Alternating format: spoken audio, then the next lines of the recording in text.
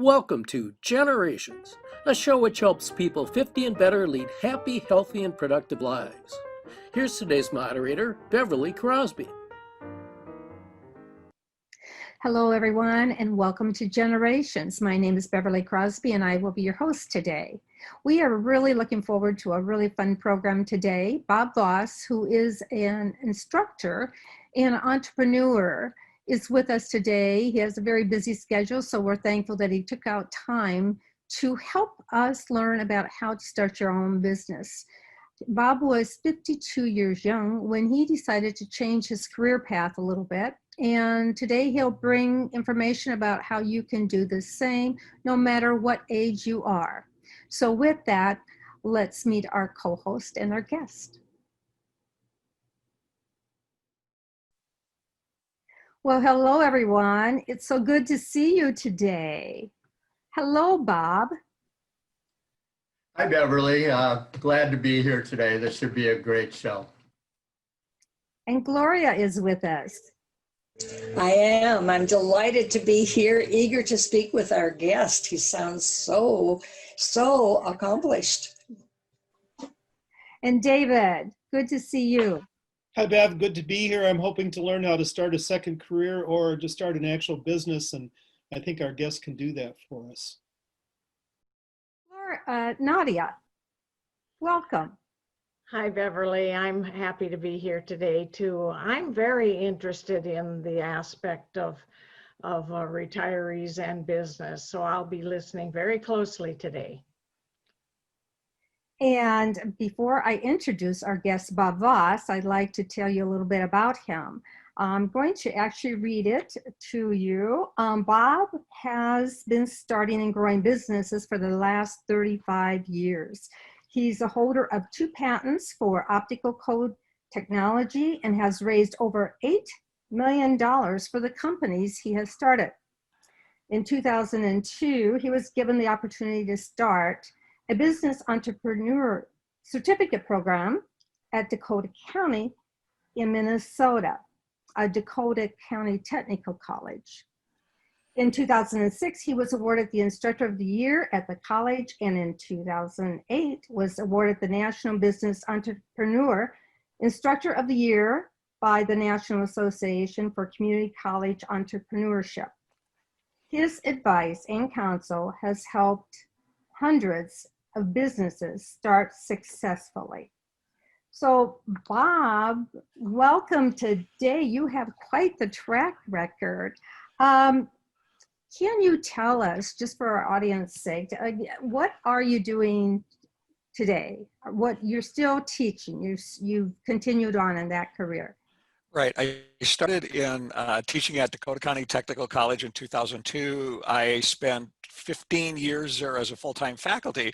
And then about 2 years ago, the college approached me and asked me to leave the college. And it wasn't just me they asked to leave the college. You're asking anybody over 55 if they want to leave the college. They're trying to get rid of old faculty.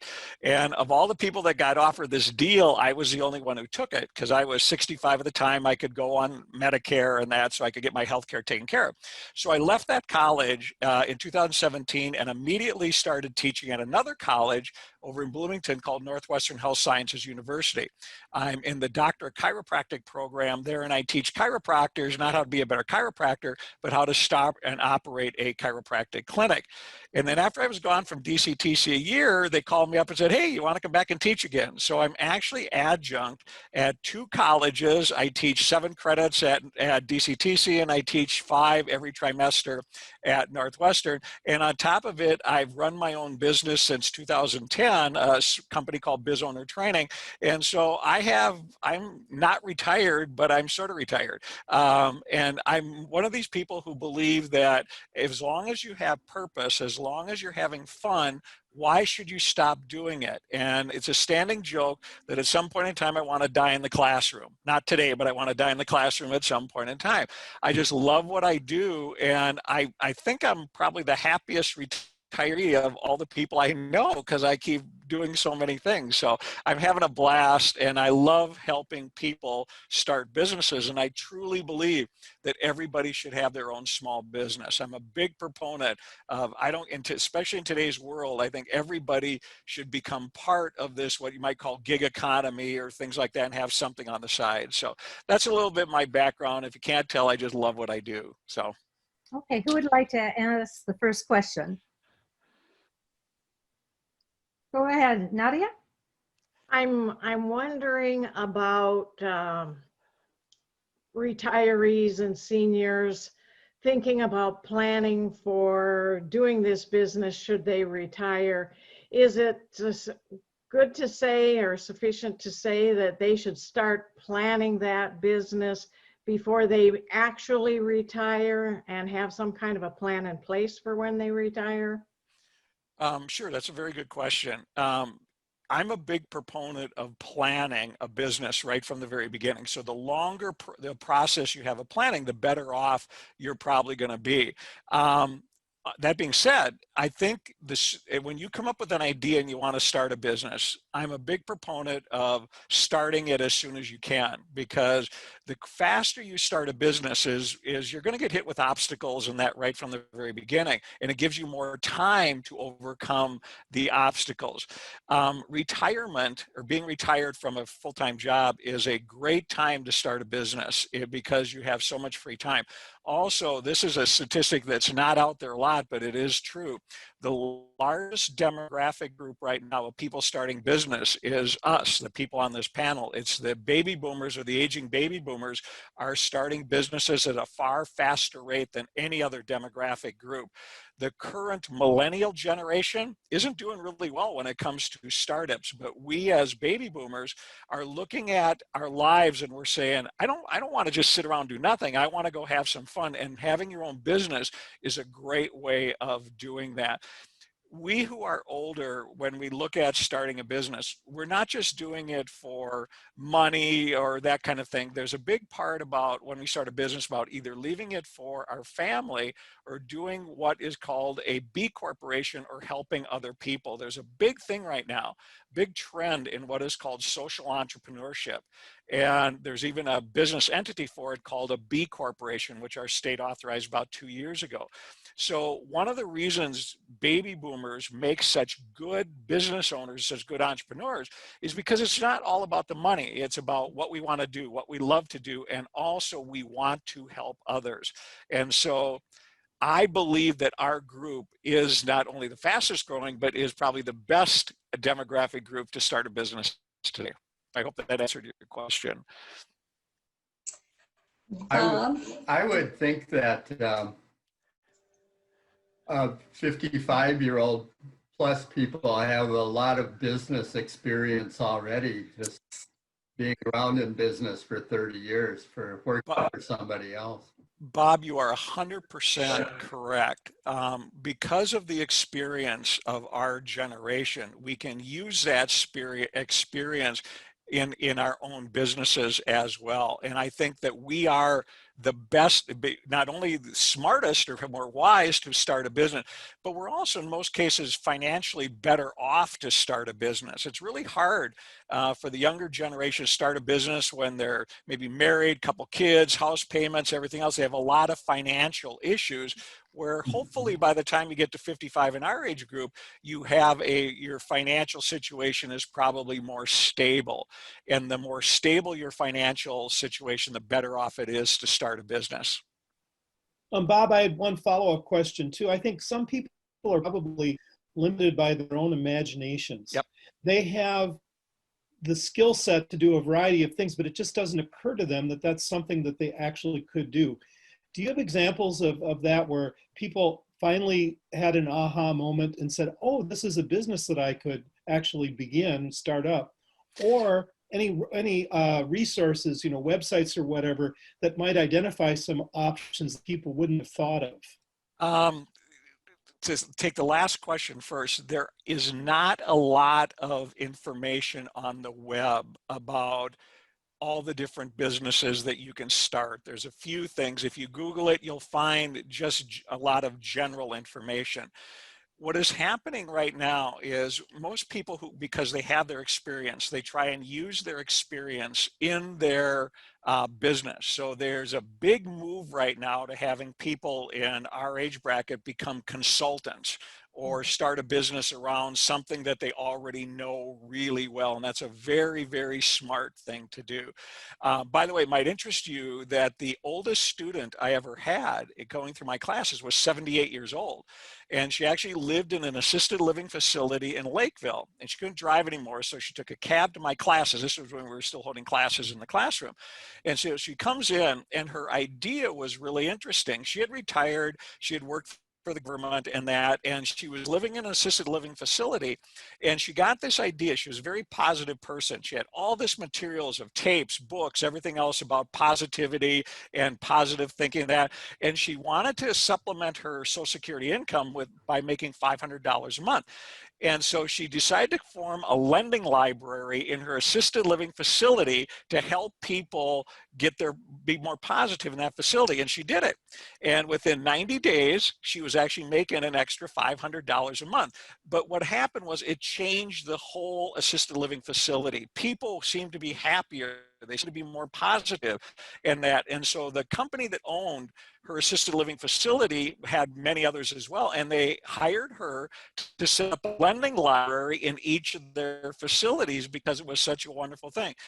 There was an example of a woman who had a need, money, but she had an idea because she wanted to help people. And because she was wise, in being a very wise woman, she could actually take that and turn it into a business. But there really is, as I said earlier, there really is no place to find all the businesses that are available.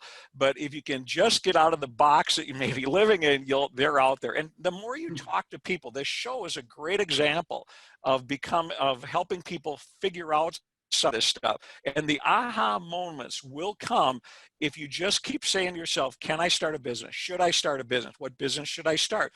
And as long as you keep asking that, all of a sudden one day the light bulb is going to come on, and there it is. And then you should go forward with that.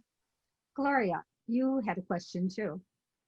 I did. Bob, I am a writer, and I started writing after I retired. And I didn't intend to really start a business, but basically I did. I now have six books out. I'm working on a new one now. I've moved to mystery, having a great time with it.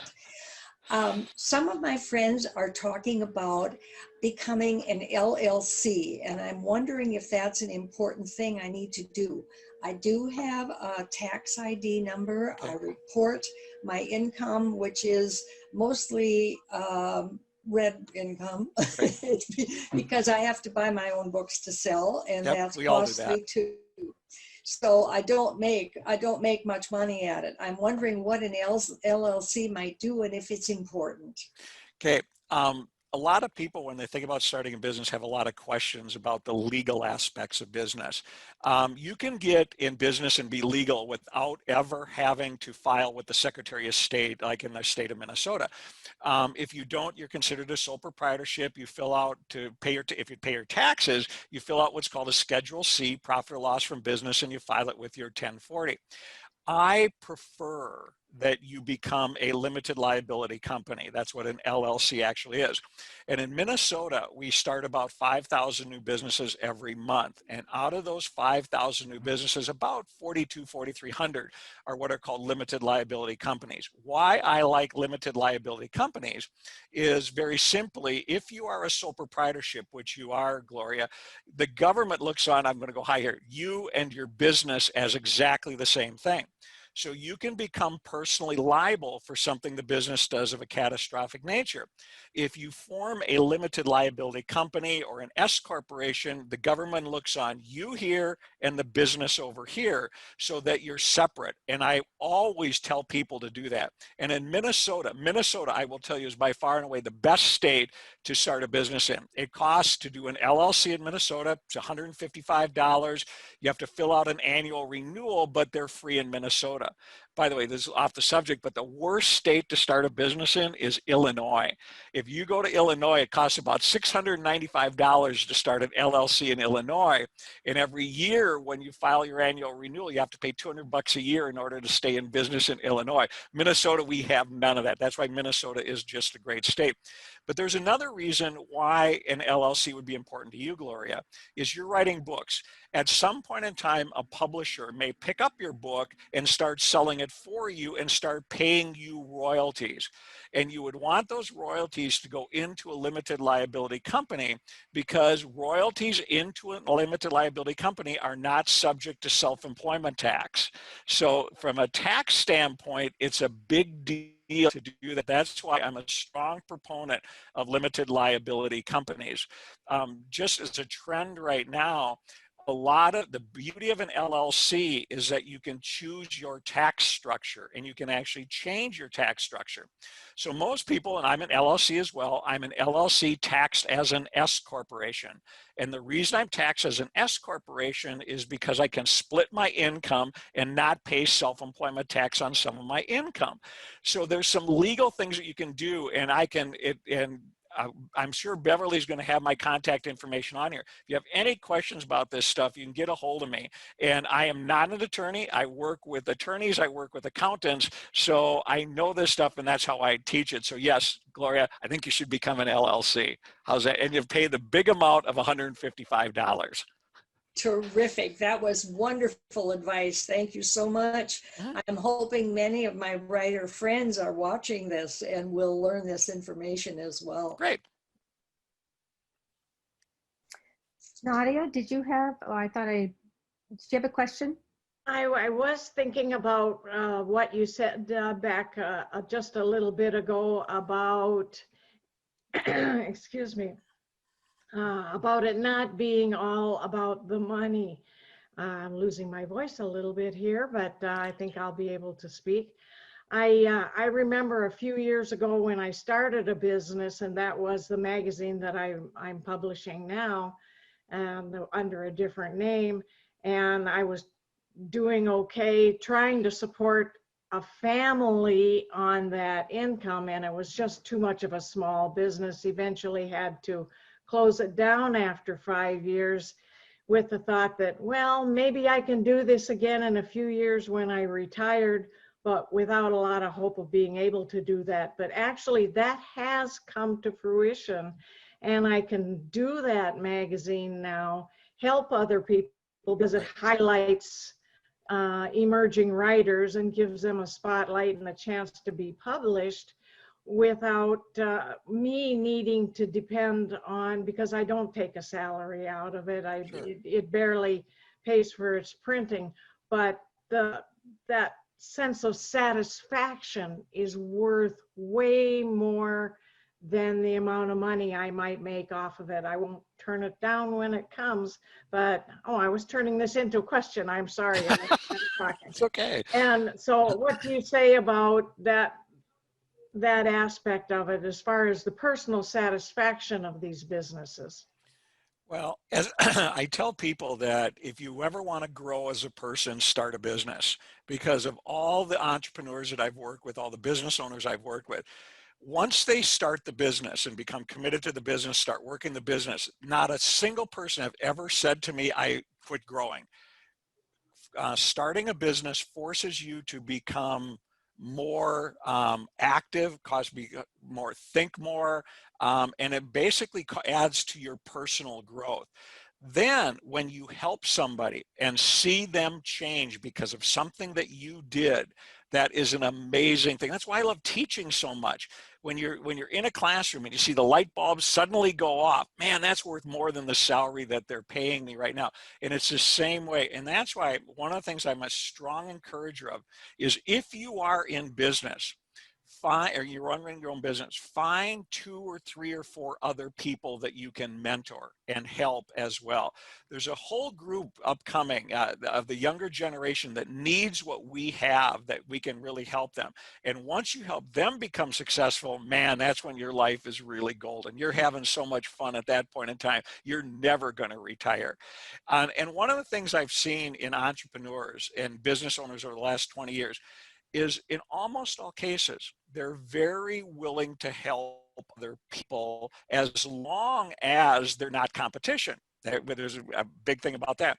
So, and when I first started teaching, I came up with this assignment that I'm still using today. It's called the interview assignment. And so the students, whatever business they wanted to start, they had to go interview somebody that was already doing that business and ask them a whole bunch of questions. And the response to that assignment has been phenomenal. In fact, I wrote a little book called The Interview Assignment. I'll give it to you for free. Just get in touch with me. And it's basically how you approach somebody, what questions to ask. And I've had students come back from that interview and they say things like, I'm not doing that business anymore, because they learned something about the industry. But I've also had students come back with complete business plans handed to them, complete marketing plans handed to them, with affiliate relationships, which are still going on today. See, that's the beauty of entrepreneurship and starting a business, because you're part of a community, but it's a completely different community. There is something special about people who want to start a business and who do start a business. And one of the key traits of an entrepreneur is that they always are willing to help other people. If I put a call out for somebody to come into my classes in business and teach my students, my email is flooded with people who are more than willing to do that. And that satisfaction is one of the things that keeps me going. Again, it's going to keep you going as well, Nadia. It's a beautiful thing. So, Bob, from a practical standpoint, are there any basic principles that you would stress, the 2 or 3 main things, kind of an elevator speech, what it really boils down to in terms of the thing you either have to do or not do if you're going to start your own business? yeah, just a couple of things. One, I would always start a business with a goal. And in most cases, it's a financial goal, maybe as low as $500 a month or maybe $5,000 a month, whatever it is, you start with a goal. And then I have a sheet called the pre-plan sheet, which allows you in like 10 minutes of time to actually construct a business and see if you can get enough customers that'll pay you what you want to make. And so I'd be happy to send that pre-plan sheet out to everybody as well, as long as you get in touch with me. So after that sheet though, and after you're convinced that this is a good business to start, you got to go through the business planning process. That is studies have shown over and over and over and over and over again that if you go through, even write a simple business plan prior to starting the business, your chance of success goes sky high. Let me just give you failure rates of businesses. On a national basis, here are the failure rates of businesses. About 25% of all new businesses fail in the first year. To get to the second year, another 15% fall away. To get to the third year, another 10% fall away. So on a national average, if you start a business today, your chance of still being in business after 3 years is about 50-50. About 10 years ago, Business Week and Business Week Small Business followed 2,500 small businesses from conception all the way through the 3-year period. And they wanted to find out what causes businesses to succeed. And they published their results in Business Week Small Business, and this is what they said. If you're going to start a business and you go through the business planning process prior to starting your business, if you do that, your chances still being in business after 3 years are no longer 50-50. It's now risen to 85% are still in business after 3 years. That's why in all of my classes and everything I teach, the business plan is the key core to my curriculum. And going through that process will change you and will either give you a whole bunch of good feelings about the business or a whole bunch of negative feelings about the business. Either way, you win. And that's why I think it's really important that you do that commitment before you start. And I created a really easy way of doing business planning where you just answer 21 questions. And I'd be happy to send the 21 questions out to people as well. And I use it in both of the colleges I teach at. So Bob's best advice is if you're going to start a business, go do the pre-plan sheet, figure out how many customers you need in order to make what you want to make, and then go through the business planning process. And then you better get legal as well. That's the other part of it. I hope I answered your question, David. Okay, and guess what, folks? We're out of time. So I know there's so many more questions. But Bob, you have materials that people can ask, Yep. they can request, and we're going to put that up on the screen. Okay. People can get your contact information, and that'll be sent out. And I want to thank Bob and Gloria and Nadia David, thank you all for being a part of this program. And Bob Voss, thank you for all of your helpful information. It was terrific. I know we could go on talking and talking about this here subject. There's so much to cover. But Thanks for having me. Maybe we I can do a I part wish he two. could have been a little more enthusiastic Oh, about the subject. I love this stuff. I really do. Thank you, David. That came through loud and clear. Thank you. Right. And viewers, thank you for joining us. I hope you found this to be enlightening, and be sure to look up at the contact information if you want to get some more information from Bob himself. And with that, thank you for joining us from the Generations Show. See you next time. It flies. I had so many Yeah. questions I wanted to ask. Bob, I'm going to ask one right now. I see you've got optical issues that you have covered. Are you an optician? Oh, no. I invented a technology in my early years that allowed children to interact with the television and the VCR by attaching a handset with a suction cup to the screen of the TV. And the suction cup had a light sensor in it that was taking light off the TV. And so Yeah. I turned it into a product. We ended up with national distribution, Target, national Wow. distribution, Toys R Us. And for that company, I raised about $6 million